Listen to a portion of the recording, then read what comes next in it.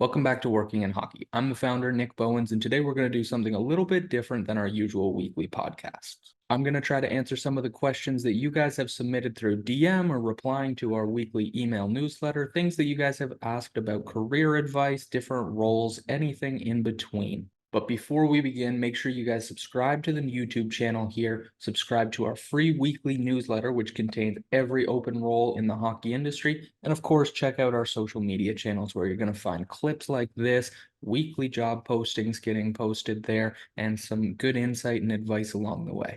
So without further ado, let's get into the questions. All right, question number one here. I just graduated from sports management. My resume experience is pretty limited. What advice would you give me looking to start my career in sports, particularly hockey? Okay, this is definitely a question that I've gotten quite a bit. And somewhere that we've all been. We've all had a resume that we have to beef up because we don't have the most experience on it. But that doesn't mean that you can't find a role.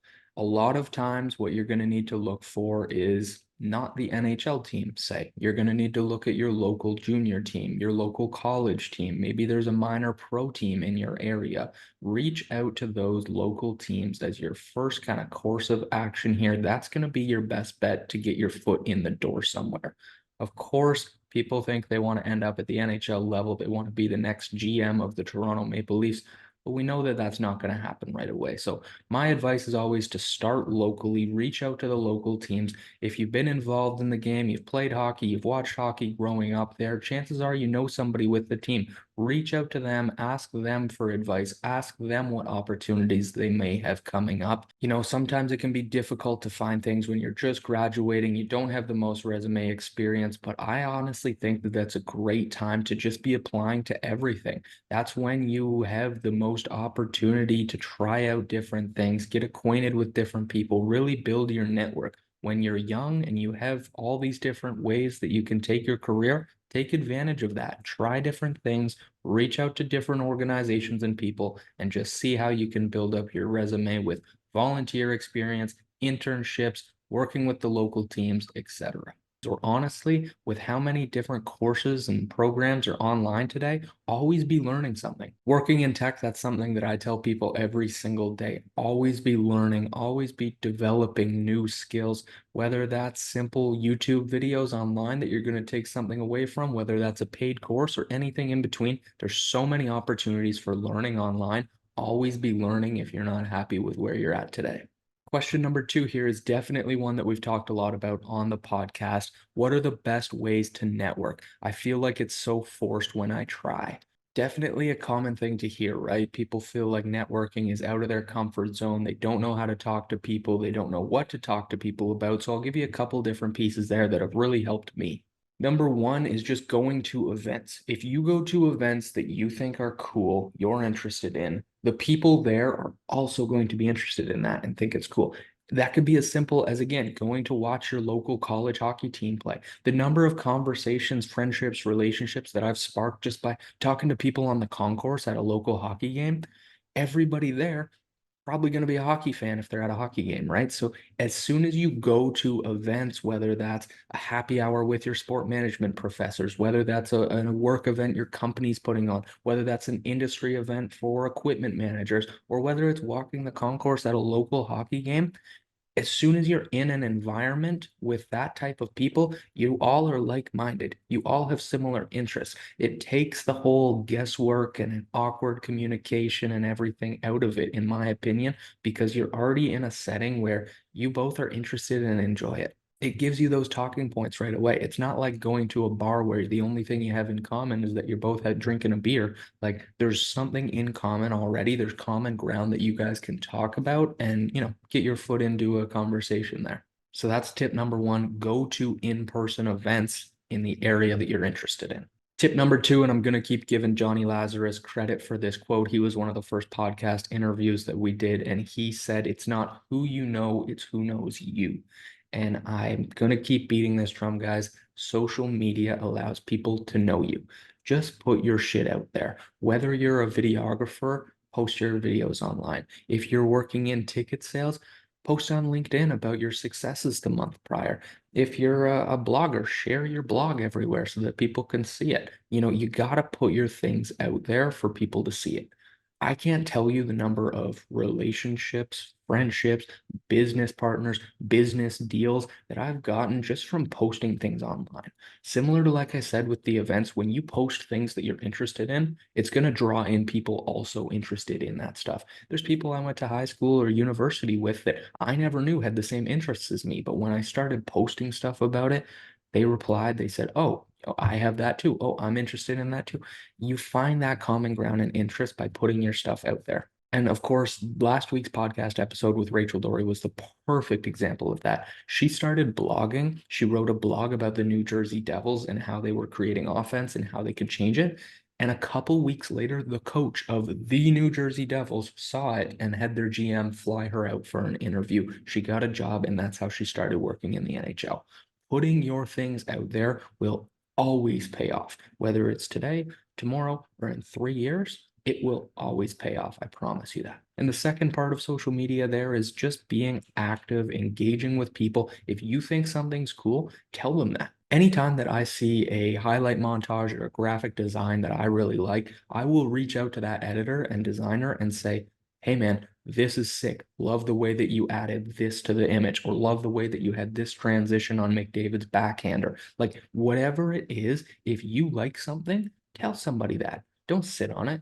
Don't not follow them because you don't know them. If you think something's cool, follow them. Tell them. Let them know. That's how you can connect with people. That's how you use social media to your advantage. A, put your stuff out there. B, tell people when you like their stuff. Question numero 3. What is an underrated quality that people who work in hockey often possess? This is a good question, and I guess the cop-out answer would be that it depends on the role, right? Every role has a different skill set, every role has different requirements, etc. But the one that I always preach at my day job and that I'll continue to preach on here is resourcefulness.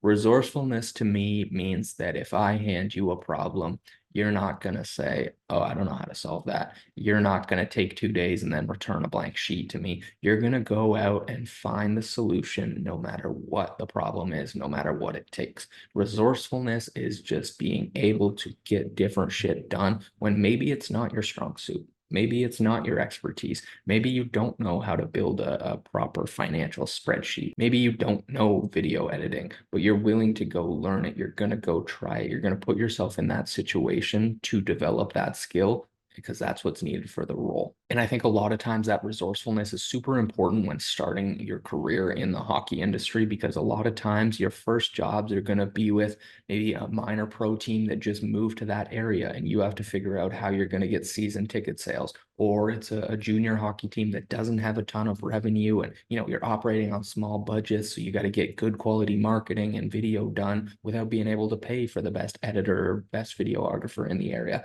There's so many different times where resourcefulness is going to come into play, whether you notice it or not. That resourcefulness, the ability to adapt and just get things done, that is the one skill that stands out to me the most when starting your career in hockey.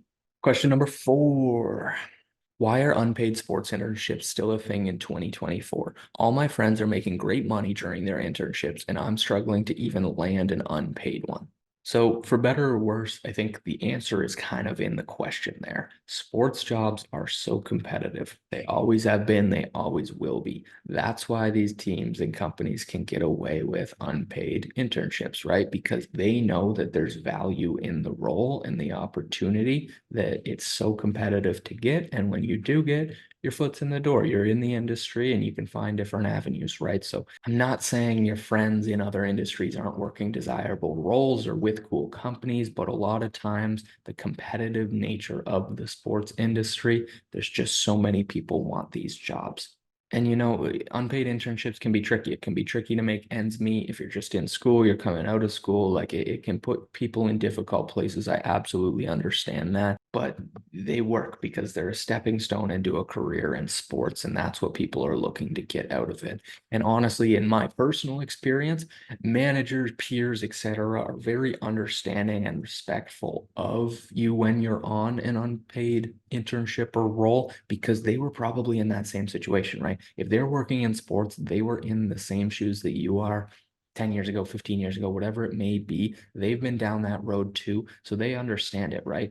And, I don't want to put this out there that it's always going to happen or it's certainly going to happen to you, but I've had multiple different unpaid roles where at the end of my internship or the end of my term, I've been given a lump sum of money for doing a good job and putting in a good effort, right? And is that a guarantee? No. Was it enough money to go buy a house? No, obviously not. But it makes it up for it a little bit. It makes you feel good. It makes you realize you were valued. And it shows that the organization does understand and care about the fact that you were there working your butt off on an unpaid role, right? Question number 5, last one for the video here. And honestly, this one's a pretty fun one, so bear with me. Are there any particular areas of the hockey industry slash business that you think will grow or become more in need over the coming years? Now, I love this question, and I always love talking about where businesses are going to go, where industries are going to go. And I think there's a couple different answers that I can give here. One example looking back that I would give is skills training and skills coaches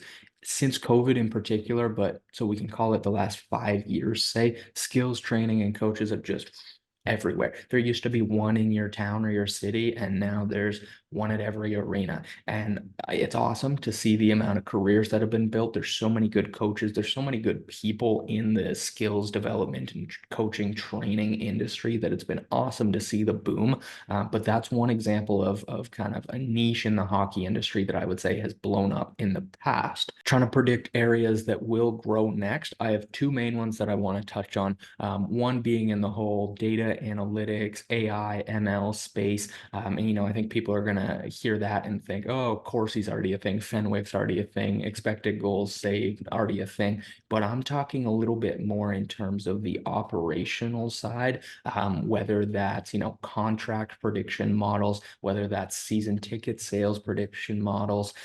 There's so many things that can be done. And I think Cap Friendly getting bought last week is a perfect example of that. Elliot Friedman said on 32 Thoughts that less than half of the league has a system in place like Cap Friendly that they can leverage now that Cap Friendly is going private to the Washington Capitals. So that means that less than 16 NHL teams have a contract projection, prediction, analysis model built internally. That's a giant opportunity. That's a giant opportunity. You got to think it takes multiple people to build those and be accurate. It's a long-term project to build those models. Then you need people who can stick around and, continue to tweak and monitor as the cap goes up, the CBA changes, all these different things. There's so many different ways that analytics data specialists can find roles and value in the hockey industry right now. Working for a data and software company in my day job does make me a little bit biased to this, but it really opened my eyes to just how many things data and analytics can be leveraged for these days.